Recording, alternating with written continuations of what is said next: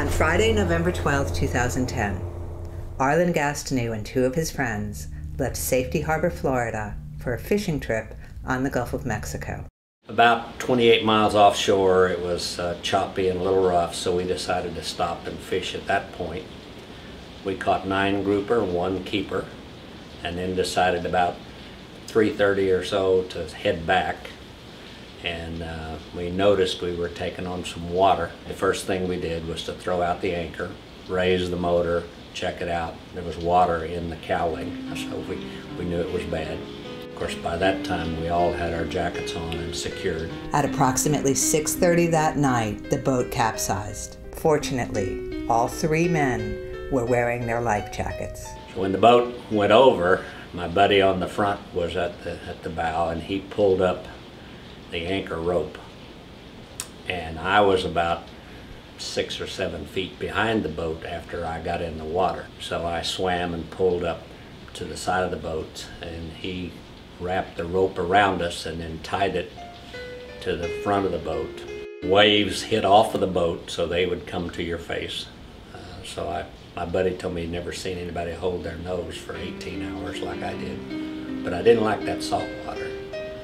We kept talking to each other throughout the night. Finally, about 12:30 a.m., I found the light switch on my watch and checked the time. And we'd been in the water 6.5 hours. And I said, "Oh, this is going fast. We'll be up out of here soon." When he had not returned as planned, Mr. Gastineau's concerned relatives notified the Coast Guard. The U.S. Coast Guard Sector St. Petersburg and Station Sand Key began a search and rescue operation.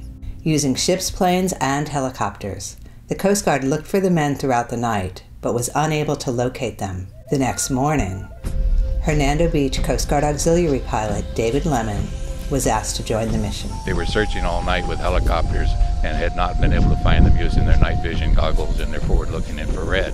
So they expanded the search and called out the auxiliary to run one of the search patterns and a C-130 that was running another one. We were tasked with a first light search, meaning that we were to be out there at sunrise. We had a search action plan assigned by the sector commander to keep us separate from the other C-130s that were also in the same search area.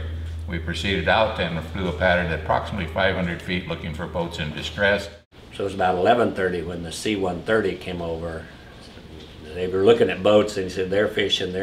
Oh, there's 3 guys in the water. After 18 hours in the water, a Coast Guard plane spotted the missing boaters. The Coast Guard Auxiliary, and the Florida Department of Fish and Wildlife worked together to bring the men back to shore. We responded to the target area with the C-130, so we orbited over the top of them and then provided being the on-scene communications guard and relaying the target location to the responding surface vessels. I recently joined Dave on an auxiliary air patrol and asked him what someone should do if, in a worst-case scenario, they found themselves in the water following a boating accident. Ideally, you'll have your life preservers on. It's too late to get a life preserver on once you're in the water and the boat's upside down.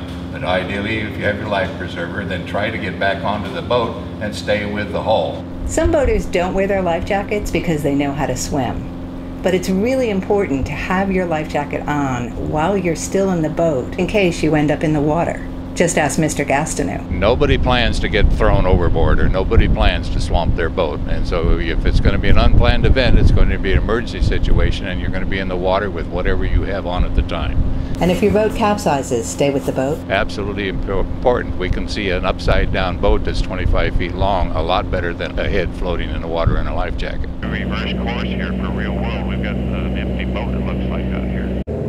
Sector St. Pete, Ox Air 41 Papa Delta. While we were out on patrol, Dave spotted an overturned canoe. After contacting the Coast Guard in St. Petersburg, he saw a fishing boat nearby. Switching to radio channel 16, he was able to contact the boat. The fishing boat set off for the canoe but found it empty. We later learned that the canoe had drifted away from its dock without anyone noticing. Every day that we go out, we're on a search pattern. We're always looking out for somebody who might be in distress. Typically, when somebody's in the water, they may or may not had time to announce their problem or request a distress call. And just by looking out the window and observing the water as we're flying over it, being on the alert for an emergency situation. I saw the canoe was obviously upside down, so that immediately then starts the SAR practice of notifying the authorities, determining whether there's anybody in the area that needs help. The bottom line is that you're helping somebody else. I spent 10 years on active duty flying throughout the Pacific, and then I went into the civil service for 30 years as a science advisor in the different staffs around the world. After 41 years of doing this in the Navy, I figured it might as well keep it